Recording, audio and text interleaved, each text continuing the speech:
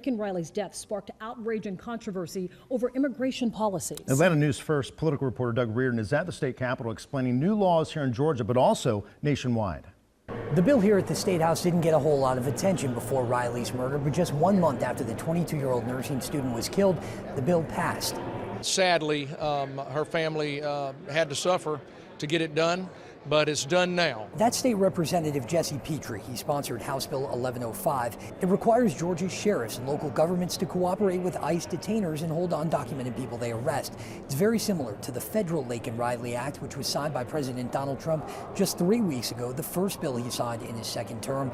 It was carried by Georgia Congressman Mike Collins. The Laken Riley Act allows for the detention of unauthorized immigrants for lesser crimes, things like theft or shoplifting.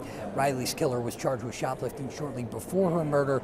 Collins said it'll fight crime twofold. It'll do it by just getting rid of some of the people as they catch them, but it's going to be a good deterrence. And you're going to see people that have come across here for nefarious reasons, they're going to pack up and go back home. The Laken Riley Act was officially used for the first time this week to deport an undocumented man in Indiana who had multiple driving offenses before eventually killing a man in a wreck. At the State House, Doug Reardon, Atlanta News First.